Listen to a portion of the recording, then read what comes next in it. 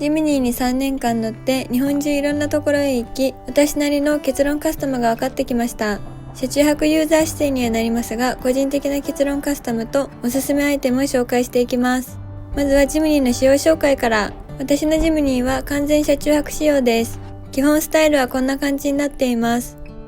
人を乗せることはほとんどないので、後部座席と助手席を潰して常にフラットにしています。こんな感じで運転席を倒せばあっという間にフルフラットになってどこでもすぐに寝れますよ。フルフラットにした時のレイアウトはこんな感じです。このマットは空気を入れて膨らますタイプなので、空気入れは上に積んでいます。一回空気を入れておけば数日持つので、ほとんど使う機会はないんですけどね。よくコメントで質問来ていたサンシェードについてですが、これはアイズというメーカーの断熱材が入ったシェードです。これで窓からの冷気はバッチリ防げます。しかしジムニーは断熱皆無の鉄の箱なので、ボディの金属部分から冷気が貫通してきます。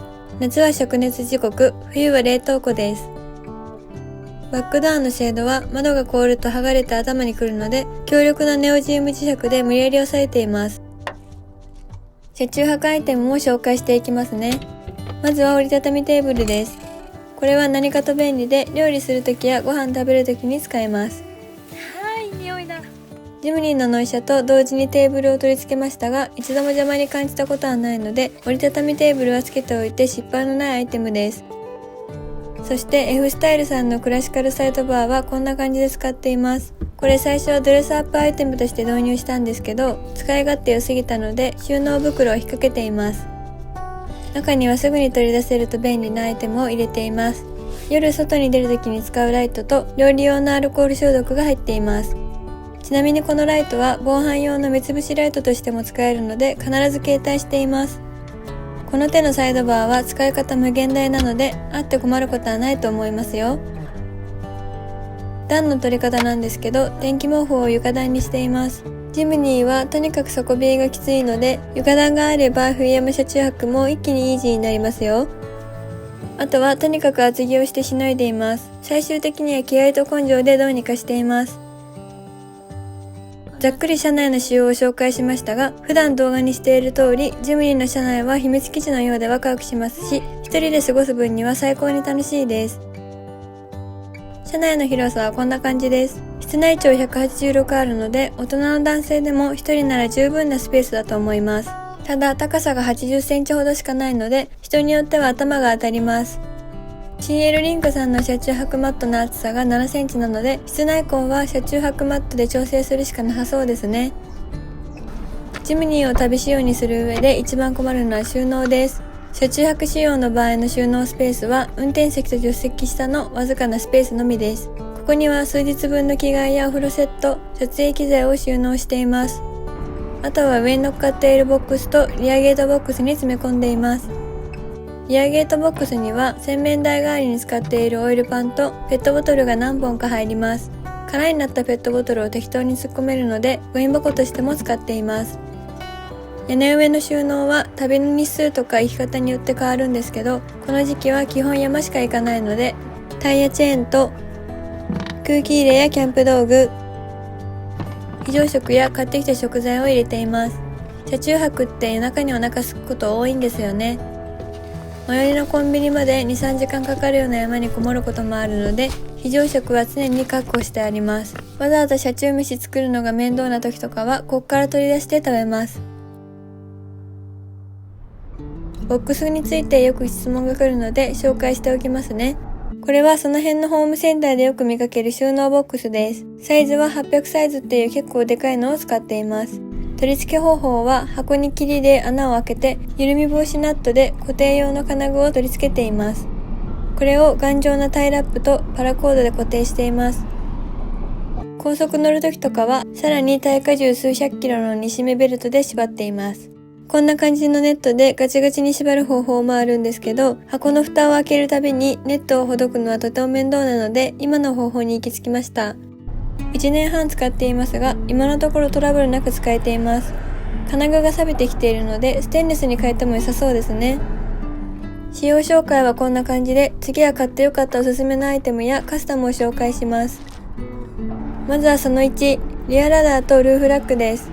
車中泊の寝床を確保しながら長期旅の膨大な荷物を収納するには屋根上を使うしかないので、私には必須アイテムでした。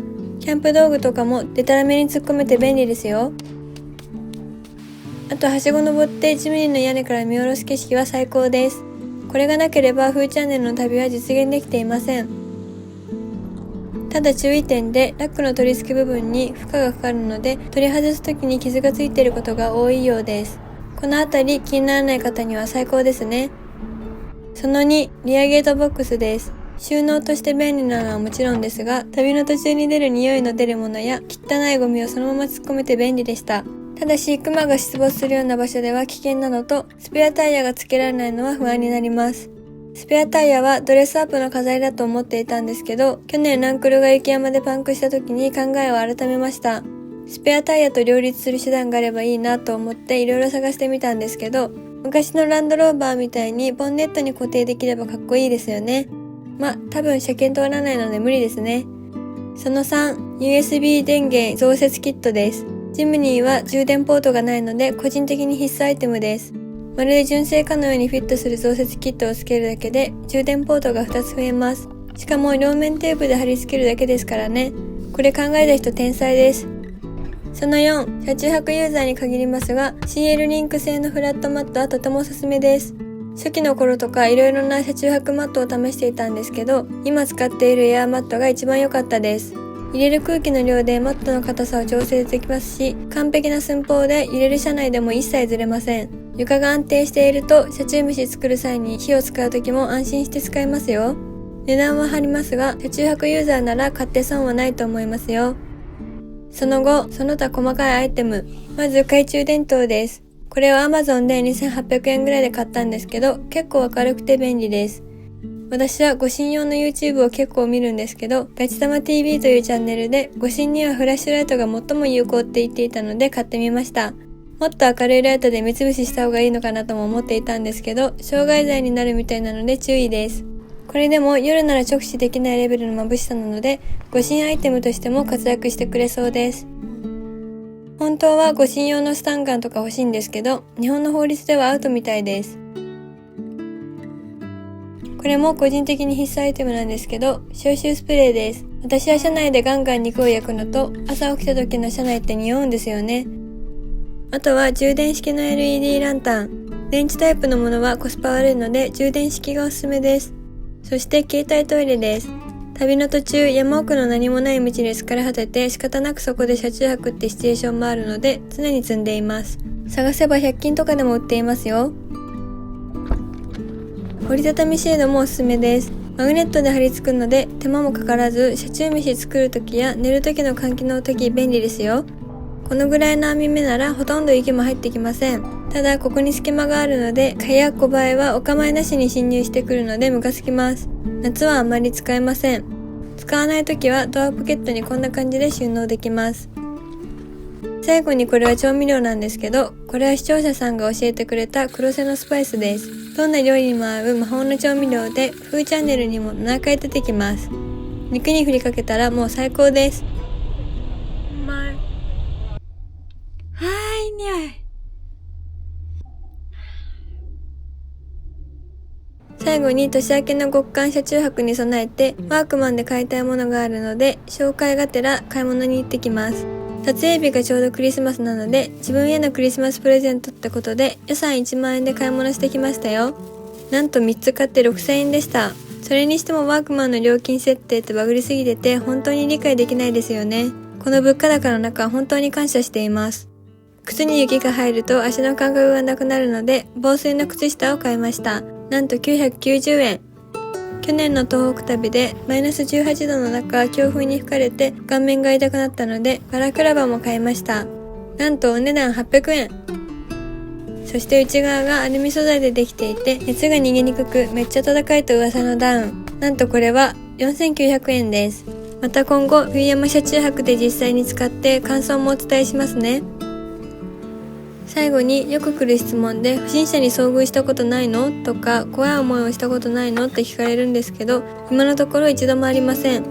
私は普段人気のない山奥で車中泊することが多いんですけど、そもそもそれは人間すらいない場所なので不審者には遭遇したことはありません。むしろ中途半端に人気のある場所より安全だと思っています。それでももちろん警戒は怠りませんし、護身道具は常に複数個携帯しています。どちらかというと動物の不気味な鳴き声とかクマに怯えていることの方が多いですかね。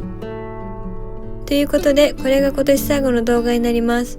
いやー、この1年も東北旅行ったり九州旅行ったりで最高に充実した1年でした。